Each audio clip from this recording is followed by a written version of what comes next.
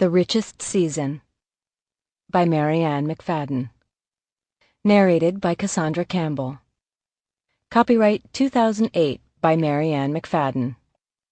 This unabridged audiobook is published by arrangement with Hyperion and was produced in the year 2008 by Tantor Media Incorporated, which holds the copyright thereto.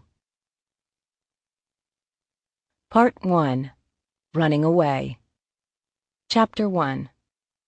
The sky was still dark, as it was every morning when Joanna Harrison began walking the 2-mile route that serpentined through the development where she lived. The icy air hit her face, the only part of her uncovered, numbing her skin to a dull ache as she walked past massive houses majestically situated on 2-acre lots.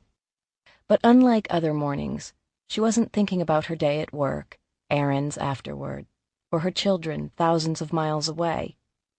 She was seeing the weeks unfolding before her in her mind, and she shuddered, not from the cold, but because she knew everything was about to change. And she simply couldn't do it again. She'd never been a fighter. Years ago, Joanna had learned it was better to keep her feelings under control. And resentments. Well, growing up in her mother's house, she'd discovered how to keep them buried deep inside. The only problem she found was the occasional bout of breathlessness as something vague or long forgotten seemed to bubble to the surface, like a voice struggling to be heard. As it did on that bitter morning in March.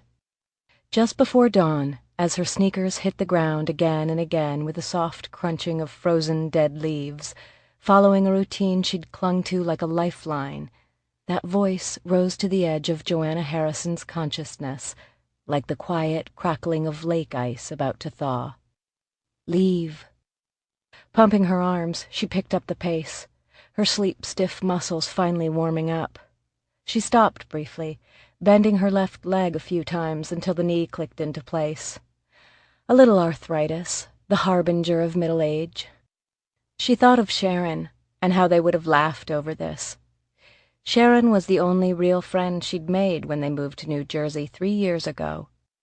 They had jokingly referred to each other as their surrogate spouses, going to soccer games and movies together, while their husbands, more married to their careers, traveled the country. Months ago, Sharon had relocated to Texas. She missed her terribly.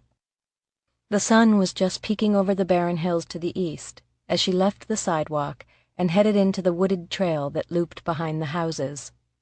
Within moments, pale winter sunlight flickered, illuminating the bare trees and the snow-splotched fields in the distance. Sample complete. Ready to continue?